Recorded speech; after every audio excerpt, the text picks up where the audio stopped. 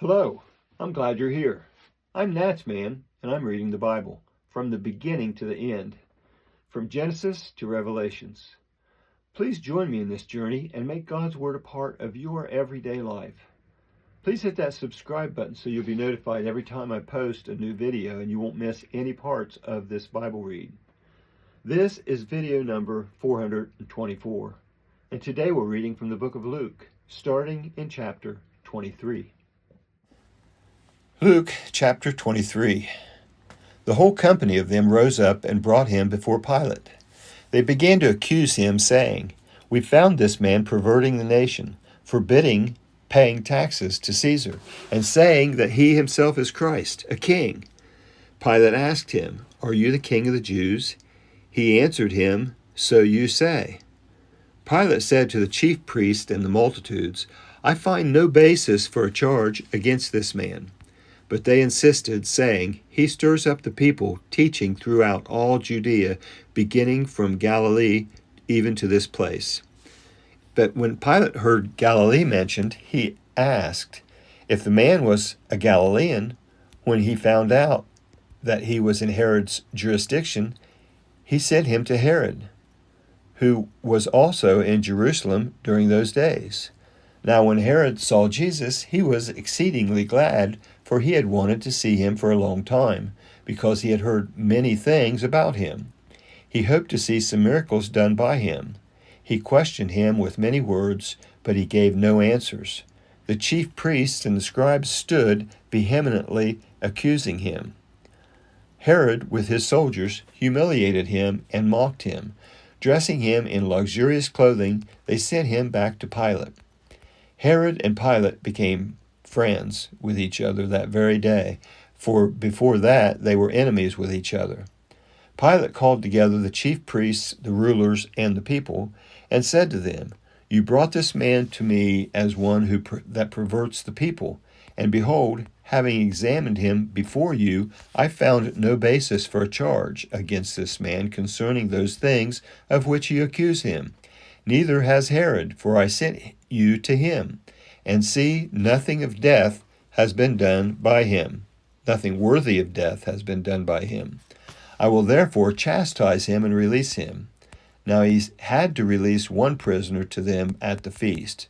But they all cried out together, saying, "Away with this man, release to us Barabbas, one who was thrown into prison for a certain revolt in the city and for murder." Then Pilate spoke to them again, wanting to release Jesus, but they shouted, saying, "Crucify, crucify him." He said to them the third time, "Why? What evil has this man done? I have found no capital crime in him. I will therefore chastise him and release him."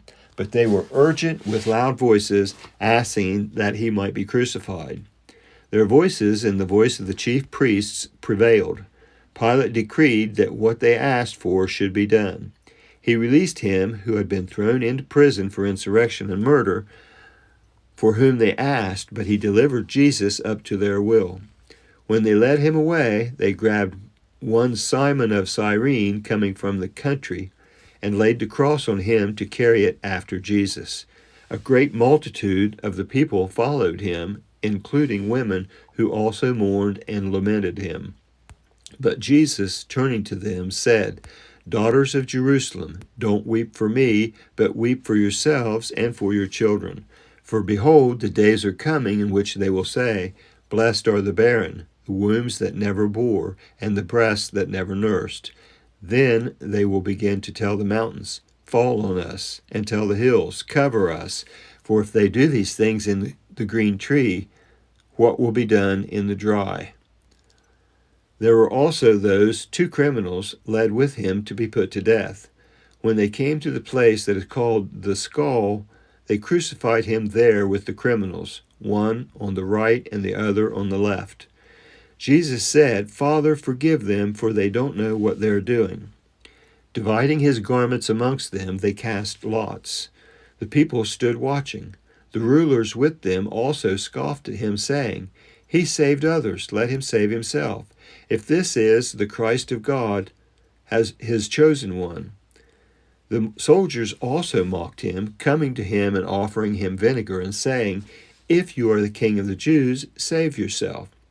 An inscription was also written over him in letters of Greek, Latin, and Hebrew, "This is the King of the Jews." One of the criminals who was hanged insulted him, saying, "If you are the Christ, save yourself and us." But the other answered, and rebuking him said, "Don't you even fear God, seeing you are under the same condemnation? And we indeed justly, for we receive the due reward for our deeds, but this man has done nothing wrong." He said to Jesus, "Lord, remember me when you come into your kingdom." Jesus said to him, "Assuredly I tell you, today you will be with me in paradise." It was now about the 6th hour, and darkness came over the whole land until the 9th hour. The sun was darkened, and the veil of the temple was torn in two. Jesus, crying with a loud voice, said, "Father, into your hands I commit my spirit." Having said this, he breathed his last. When the centurion saw what was done, he glorified God, saying, "Certainly this was a righteous man."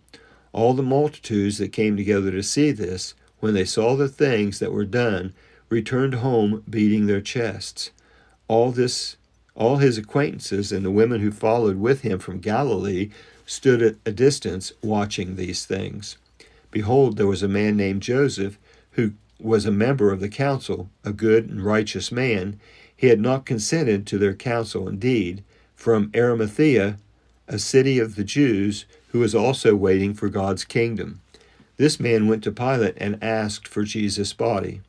He took it down and wrapped it in a linen cloth and laid him in a tomb that was cut in stone, where no one had ever been laid.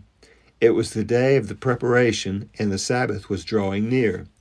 The women who had come with him out of Galilee followed after and saw the tomb and how his body was laid. They returned and prepared spices and ointments. On the Sabbath they rested according to the commandment. That is Luke 23 and the end of this video. That was the book of Luke, chapter 23, on video number 424. I want to thank you for joining me in this project, in this endeavor to read the entire Bible. I hope you enjoy listening to it as much as I enjoy reading it. Please feel free to comment if you'd like, and also please subscribe and give this a thumbs up if you enjoyed it. If this is your first visit to NatsMan Reads the Bible, I leave a link in the description below to the intro video that explains what it is I'm working to accomplish here. I hope you come back for the next video, and until then, thank you. I hope you have a blessed day. I'm NatsMan, and I'm out.